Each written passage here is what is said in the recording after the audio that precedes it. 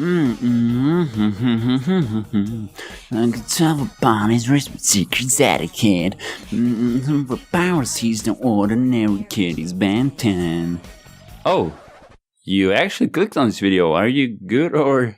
Also, pretend like you didn't see me dancing to the Ben 10 theme song. How? It's catchy though.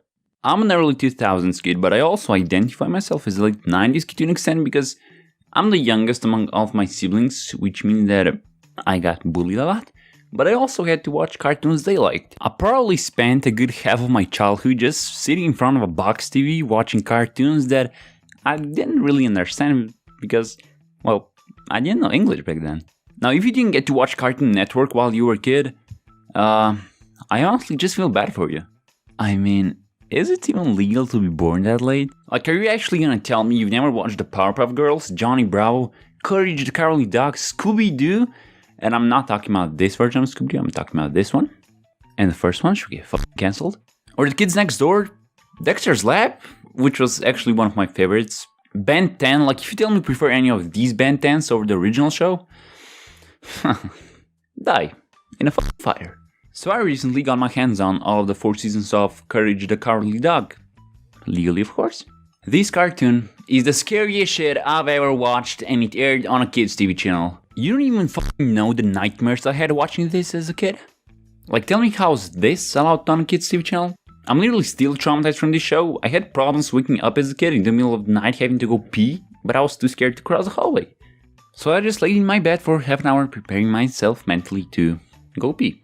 Rewatching the show being slightly older makes you realize how actually dark and disturbing some of these shows on Cartoon Network actually were. To give you a bit of backstory, Courage is this very scared pink dog with basically one goal in life, and that is to protect his owners, Muriel and Eustace. Muriel being the kind one, and Eustace, well, he just hates everyone and everything.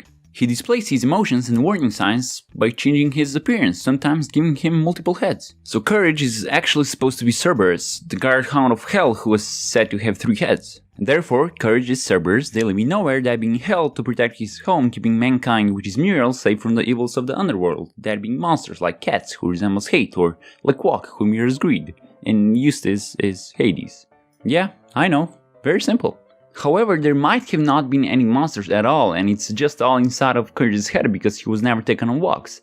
This would explain why his owners don't remember anything that happened in the prior episode. There's also a theory based on the last episode of season 1 stating that Muriel and Eustace are just puppets and that Courage controls them, but I won't get into that one. I'm not monetized yet and the video doesn't have to be 8 minutes long. All I want to know is what kind of a psycho was behind this cartoon, and may God kill me right now if he was actually a normal person. Next day, the motherfucker was dead. I guess I was wrong. Although judging by his hair, I don't think so. The Kids Next Door was also one of my favorite shows on Cartoon Network featuring 5 kids. Number 1, 2, 3, 4, and 5. Original names, I know. The show seems totally normal when you're watching it as a kid, but did you know that apparently all of the kids are actually just patients who had abusive parents or other health problems? And it's just their imagination that we're watching, so they formed K and D to fight against adults because they let them down.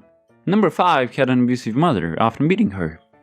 African parents, I guess. Number 4 comes from a rough neighborhood and he was apparently stabbed or something. I mean, I just liked him because he was a badass. Number 3's parents were drug addicts that abused her, so she decided to take her mom's antidepressant pills, which is the reason why she's always happy in the show.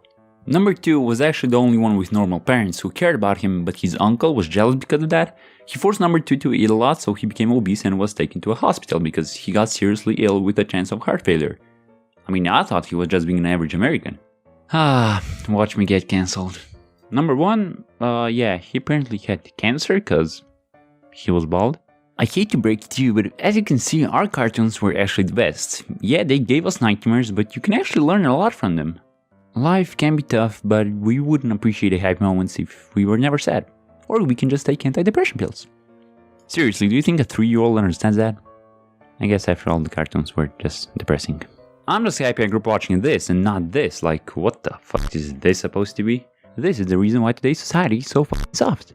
Our cartoons weren't made just to grab a child's attention, so if you have a chance to rewatch them, trust me, just do it, you'll understand a lot more. I honestly had a lot of fun making this video, so if you want, I can make a part 2 because there's actually a lot more to talk about. But anyway, follow me here, or don't, who even cares to be honest.